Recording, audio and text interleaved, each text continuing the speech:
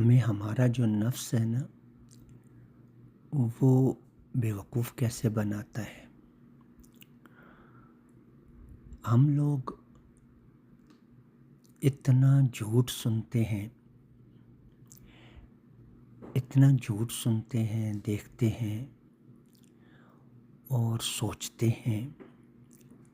کہ جھوٹ سن کر، دیکھ کر، سوچ کر ہمیں سچ نظر ہی نہیں آتا۔ سچ کی طرف ہمارا نفس ہی نہیں جاتا، دل ہی نہیں جاتا۔ سچ کو سننے سے، سچ کو دیکھنے سے، سچ کو پڑھنے سے، سچ کو سوچنے سے ہم اندھے، گنگے اور بہرے ہیں۔ اس آیت میں بڑی ایک عجیب بات اللہ پاک نے کہی ہے۔ اللہ پاک فرماتا ہے ابراہیم علیہ السلام کے بارے میں، وَمَن يَرْغَبُ، اب وہ شخص جو کہ دل کو راغب کر لیتا ہے، ملت ابراہیم، ابراہیم کے مذہب کی طرف، ملت ابراہیم کی طرف جو اپنے آپ کو راغب کر لیتا ہے، اپنے دل کو، دماغ کو، سوچوں کو اس طرف لگا دیتا ہے نا، اب یہ سچ ہے، یہ قرآن کا سچ ہے۔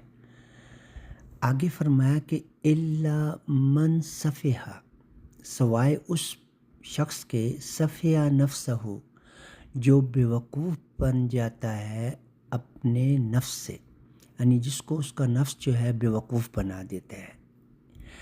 اب یہ سفیہ جو ہے نا، یہ بیوقوف بھی اس کو کہتے ہیں، لیکن یہ بیوقوف کیسا بیوقوف؟ ایک تو بیوقوف وہ ہوتا ہے نا کہ جو ویسے ہی اس کی عقل کمزور ہوتی، ایک بیوقوف وہ ہوتا ہے جو نشوئی ہوتے ہیں، نشے میں جو نشہ لوگ کرتے ہیں نا، چرسی، افیمی یا کوئی بھی کسی قسم کا جو ڈرگ ایڈکٹڈ لوگ ہوتے ہیں نا، تو یہ سمارٹ لوگ ہوتے ہیں پہلے بہت، لیکن جب نشہ شروع کرتے ہیں نا تو نشہ ان کو ایسا قابو کر لیتا ہے کہ اس نشے کی وجہ سے یہ بیوقوفوں جیسی حرکتیں کرتے ہیں، وہ ایکٹ کرتے ہیں ایسا جیسے کوئی بیوقوف ہوتا ہے۔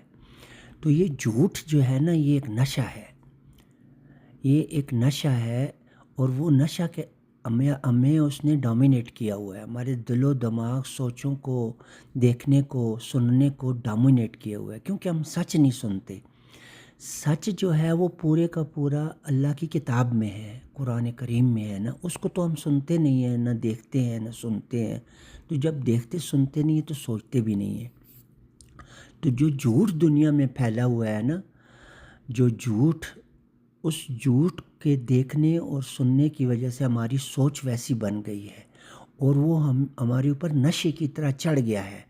اور اس نشے کے چڑھنے کی وجہ سے ہم بیوقوفوں جیسی حرکتیں کر رہے ہیں۔ یہ اللہ رب العزت اس آیت میں کہہ رہا ہے کہ وَمَن يَرْغَبُ عَن مِلَّةِ ابراہیم، وَمَن يَرْغَبُ،